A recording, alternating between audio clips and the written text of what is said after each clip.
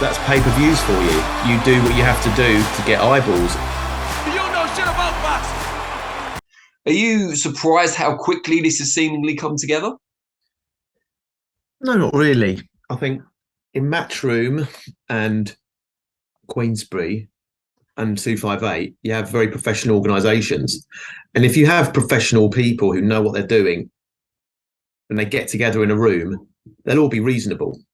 You know, Frank Smith, George Warren, who are probably the two people actually driving it, both very reasonable, very smart and commercial. This is not that far away, is it? December the 3rd. In reality, for a mega fight, it's not that far away. And they both know they've got to get to it quickly. So I'm not surprised it's happened quickly. The thing I think about it, though, is that it's almost impossible. It was impossible for AJ to take a backward step from this. When Fury put it on him and said 60-40 and then 50-50 in the rematch, anything he did to avoid that would make him look like he's ducking the fight. So I kind of think, you know, when you start off, Tyson Fury, Frank Warren been quite smart there to kind of put AJ in a bit of a corner to say, you've got to take this now, haven't you? What else are you going to do? I mean, you saw Robert Garcia. AJ in the corner. Yeah. Nobody puts AJ in the corner. You saw Robert Garcia, and I understand this from a management perspective. Like, it's not the ideal fight for AJ, is it? After losing to Usyk, It's not an ideal fight for him, but he has nothing to lose. He will be a big underdog in that fight, and it's going to be an incredible fight. I'm definitely going to watch it. But I do think that perhaps if someone doesn't actually want the matchup, there are ways to negotiate to make it fall apart. If both people really want it, I agree with Will Harvey, who's a really good guy. It'll get done very quickly because people will go, okay, you have this, you have this.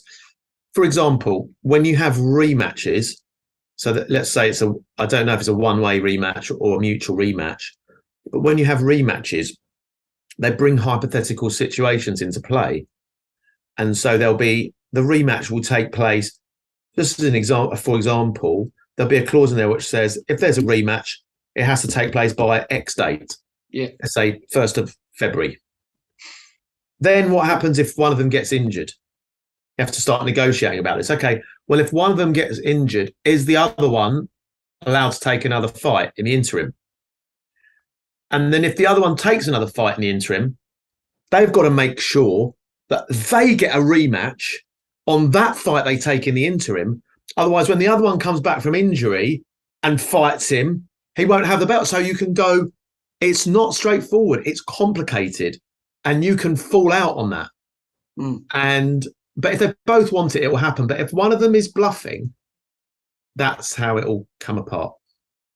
How strongly do you fancy Fury in the fight? I'm not even going to ask who you think's going to win, but how strongly do you fancy I think, listen, AJ did go into the second Usyk fight for sure as the underdog on the odds.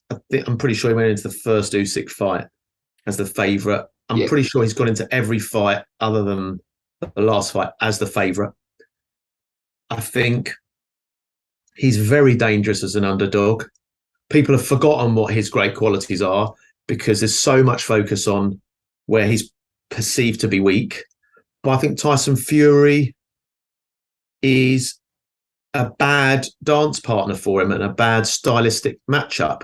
He's very tall, in box on the back foot, box at range, very difficult opponent for anyone, but very difficult for Joshua. And for sure, if you were looking at Joshua's next opponent, if you wanted to, lead him in, you wouldn't be facing someone like Tyson Fury. So I think it's I think Fury on points. He'll just get the win on points. Yo, Danny Flexen here. Think you know shit about boxing? There's only one way to find out. Listen to the full podcast via one of the links in the description or go to secondsoutboxing.podbean.com. You know shit about boxing.